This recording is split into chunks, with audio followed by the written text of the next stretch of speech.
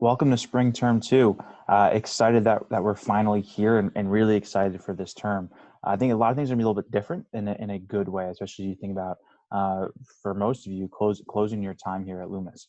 So this video, I'm gonna walk through expectations of this kind of spring term, how it's gonna look a little bit different, as well as kind of re-show you all the things on the portal page so we're all on the same page. Now, the nice thing is that all of us are returning.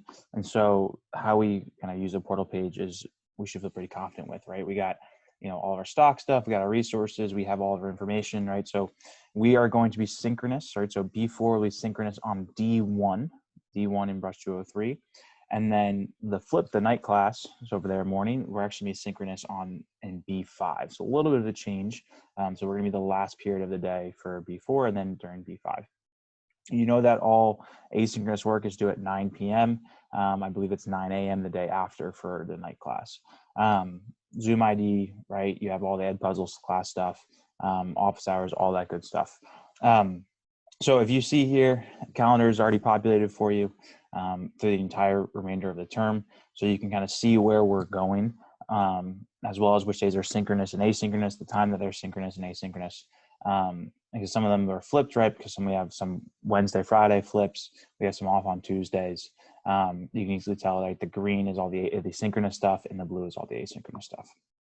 So everything is on there for you. Same exact rules apply, right? If we're in an asynchronous class, you'll click it, you'll see the homework due, you will see kind of the deliverable, and then you'll see the asynchronous directions, and it'll take you right there for you. Same as before, right? I can go to the resources tab and find all those asynchronous lessons as well.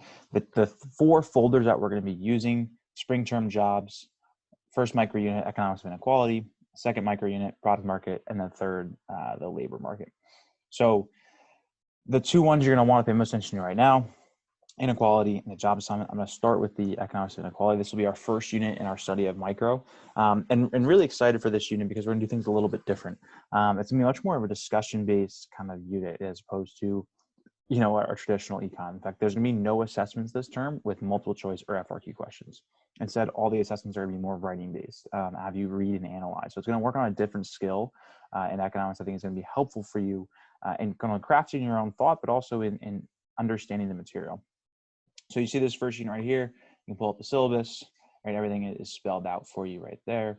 You see the homework videos are all posted for this unit. I've even put when they're due. And then you have asynchronous lessons also right there for you. And that's where I will populate things going forward. So this unit, we're gonna ask some pretty cool questions. We're gonna look at kind of shelter in the US, the impact of food, the impact of healthcare and philanthropy, and trying to understand the role of these different things in kind of, I would say, the cycle of poverty. So that's going to be our first unit here. Our second unit will be the products market. So this is not displayed now, but this is some of the things that we'll be doing.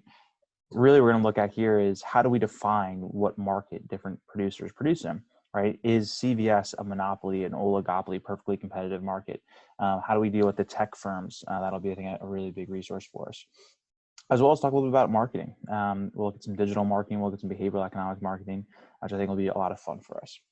So that's unit 2, and then unit 3 will be about the labor market. So this is now you as a worker. So how does your wages get justified? How can we think about different pay gaps? And so we can ask a lot of really cool questions with these 3 topics.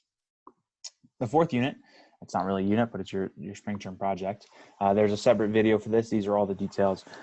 Year after year, I think this is one of the most impactful project kids do. And it's you're going to find a job when you graduate college.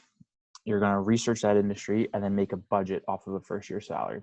At this point, you should have already talked to that alumni that I set up for you very beginning of spring term 1.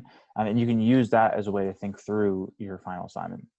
There are previous portfolios posted for you, and you can talk to the spring term 1 kids about things to expect. I'm going to tell you right now, you have to do this on a week-to-week basis. Every single week, there's going to be a separate class will be dedicated to building this out. And the more you do in advance of that, the better off you're going to be. So that's kind of, I think, the important things of this project. But it's going to be, even if you don't end up working in the profession that I have listed, you're going to be better off for doing this assignment. So you see that is all spelled out for you, the job assignment worksheet, and then this video right here will explain a little bit more details on the project. I think that's it we'll go through different discussion boards. We'll go through everything should be all spelled out for you. If you have any questions, just shoot me an email. I'm happy to walk through anything for you.